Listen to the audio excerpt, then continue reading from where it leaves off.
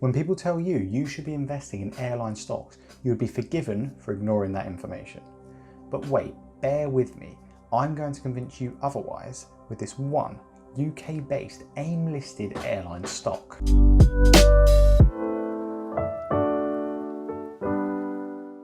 Hello and welcome back to the Capitalist Investor YouTube channel.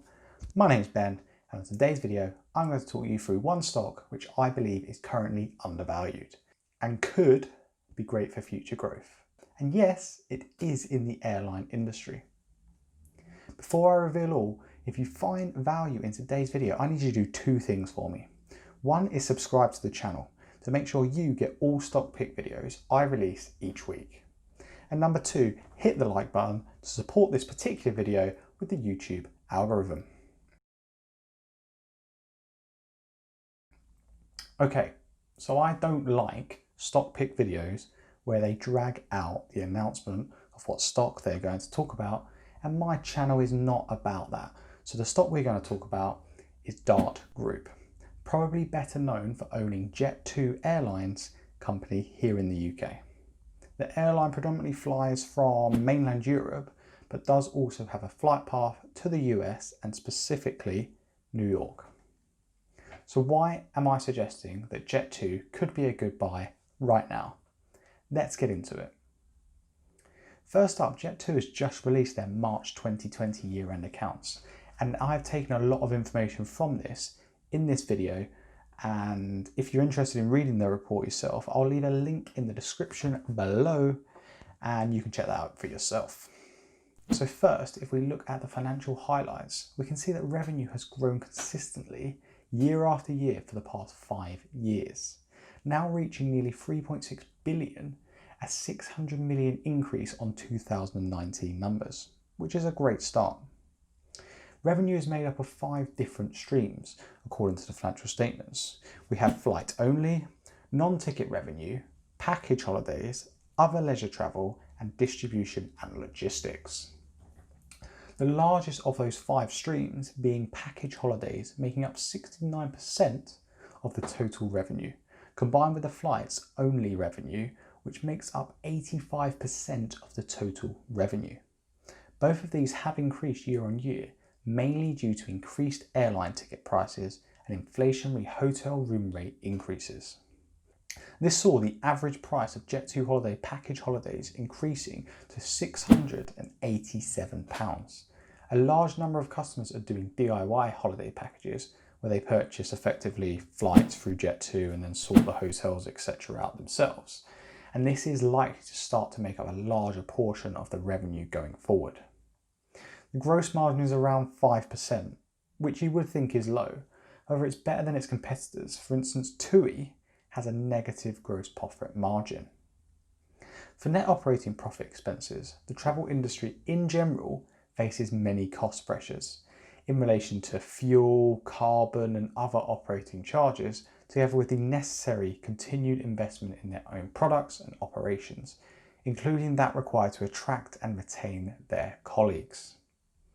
As a result, net operating expenses actually increased by 90%, which although may seem like a lot, is less than the 21% increase seen in revenue.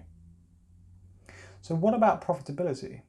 Well, PBT, profit before tax, also before FX revaluations, and that's key and important to mention, and we'll mention why shortly, has reached £264 million.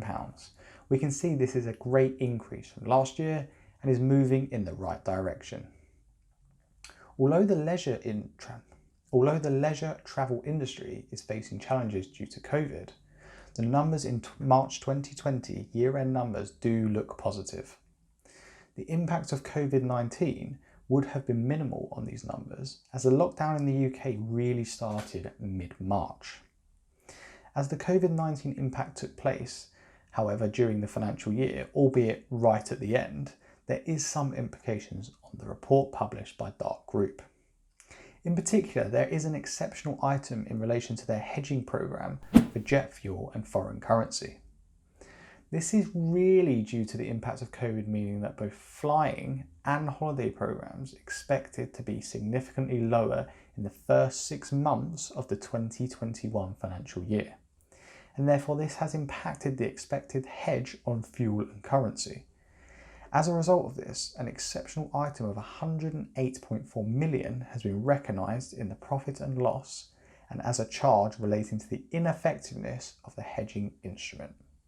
So what does this mean? Well, in effect, as they were not buying as much fuel or dealing with loads of foreign currency, there was a mismatch from the agreed price, resulting in the cost needed to be charged now. And this effectively resulted in profit before tax from continuing operations of 147.7 million, declining 11% year on year. In terms of the balance sheet, cash is predominantly key for airline businesses. From Jet2, we can see that liquidity has actually increased from 2019 with a total cash balance of 1.4 billion, an increase of 9%, and had its own cash position of 520 million, again up 41%. So what is own cash position? Well, this is effectively cash at their disposal to use as they wish. The other cash is effectively made up of restricted cash such as customer deposits. Obviously they can't use this cash until the holiday or service has been delivered. We can see the addition of 28.8 million of intangible asset on the balance sheet as at the 31st of March 2020, compared to nil in the previous year. So what is this? Well, put simply, in October 2019, the business acquired a portfolio of primarily peak summer airport slots at Manchester, Birmingham and London Stansted. Due to the value in having these slots, Jet2 is able to capitalise these balances on their balance sheet as there is perceived value in having these slots. I suspect they were picked up as part of the Thomas Cook collapse, which certain slots became available. Borrowing is another key balance on the balance sheet. We can see that the borrowing has increased year on year to 485.7 million, which is a 7% increase on prior year. Now, large borrowing amounts do worry me, but all airlines are typically geared up with high levels of debt. This is to fund the large cost of aircrafts, and provided the cash flow and cash reserves are suitable, this should not be a problem. We can see from note 23 in the accounts that 420 million of the balance relates to the aircraft loans, which is not a surprise, that they have increased their actual holding of aircrafts, I believe, to around 100 aircrafts now in comparison to about 88 in the prior year, which is all part and parcel of an increasing and growing business. The remaining 65 million is in relation to a revolving credit facility, which I would expect most airline industries would need to dip into from time to time.